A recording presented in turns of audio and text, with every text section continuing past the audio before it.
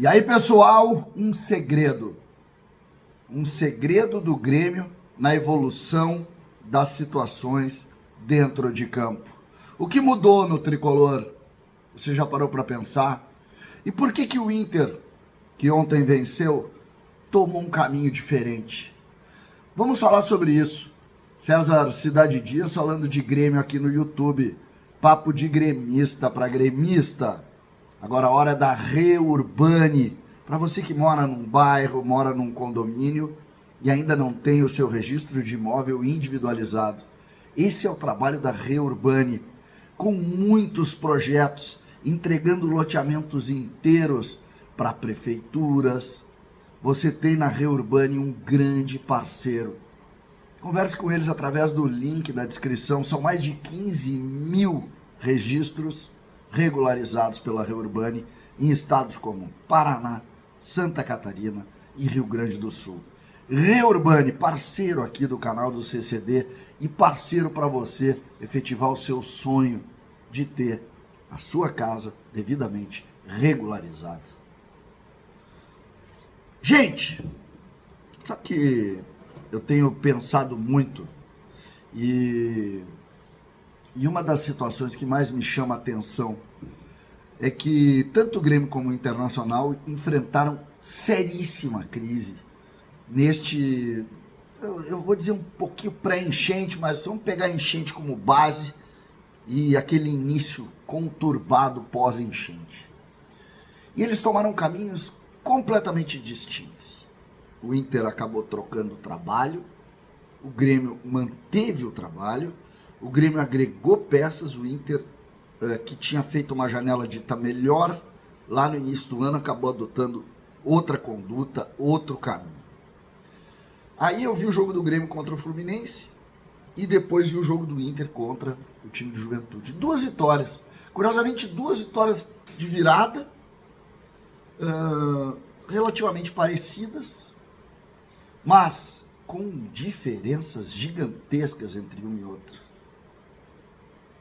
Gigantescas. E aqui que entra um segredo que me parece que a gente precisa decifrar. E eu me refiro, obviamente, a quem gosta de futebol e quem gosta de tentar entender por que as coisas acontecem, seja favoravelmente, seja negativamente. O Grêmio adotou uma postura de, como eu disse, manutenção do status Renato e agregando peças. O que acabou definindo? O Grêmio sempre conseguiu se manter dentro de uma linha competitiva, brigando em determinado momento com situações, brigando muito com algumas situações, mas numa linha de estar vivo, estar acordado, estar brabo.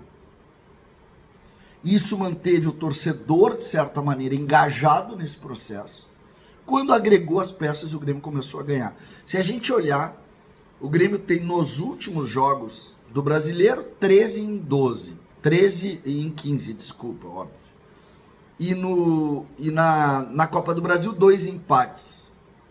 E aqui o grande problema, né? Aquele jogo contra o Corinthians, lá no Couto Pereira, o jogo de volta. Aqui é um baita problema. Porque o Grêmio podia ter passado, ter evoluído ali. Não evoluiu.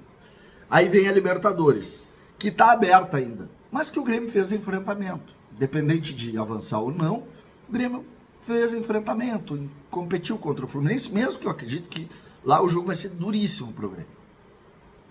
Mas o Grêmio fez enfrentamento. O Grêmio renasceu.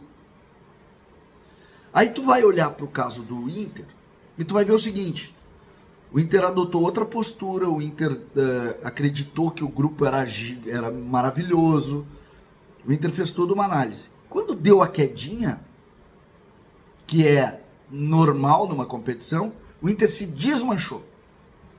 Desde o trabalho até as peças. Começou a sair caro, sem parar. Aí tu vê o jogo do Inter ontem, com 11 mil torcedores, ou seja, o jogo do Grêmio em Curitiba tinha muito mais gente. Tu tem um trabalho incipiente, começando. O grupo de jogadores já é completamente diferente. O time já é completamente diferente. E tu vai ter que recomeçar. aquele status de grande grupo lá acabou. E o Grêmio, que em tese teve uma crise pior no Brasileiro, muito pior que a do Inter. O Grêmio fez em 15 jogos 10 derrotas. Imagina, 10 derrotas em 15 jogos. E aí nos últimos 5 jogos o Grêmio fez 4 vitórias. Então, dentro disso tudo, tem um grande segredo aí, que é uma palavra chamada convicção. E para mim tá aqui a discussão. Quando tu dirige, e vai aqui meus parabéns a Guerra e Brum e Vivian, porque tava difícil de segurar o Renato e o trabalho ali. Tava difícil. Normalmente teria sido demitido, teria trocado rumo, teria trocado peças, inclusive.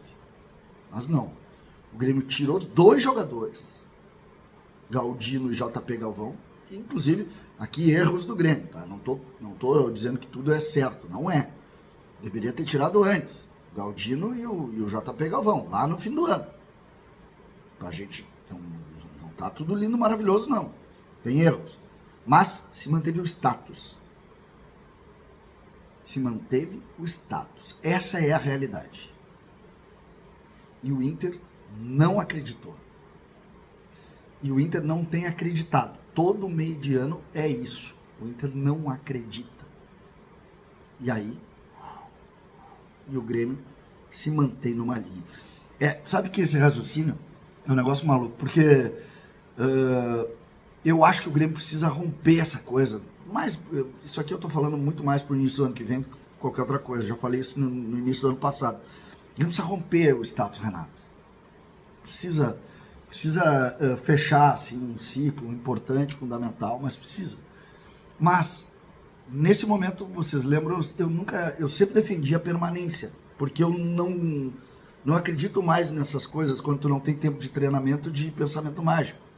Mas aí são longos anos, aí, mais de 50 anos pensando isso. Então, nesse momento, eu acho que nos deram uma aula. Nos deram uma aula.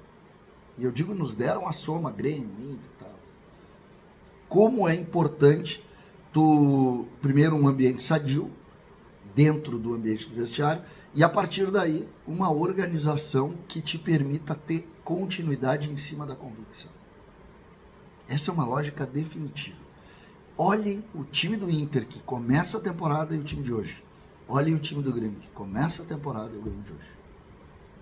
E vocês vão ver que as mudanças são muito mais em cima da força, do status do ambiente, do que propriamente dos jogadores.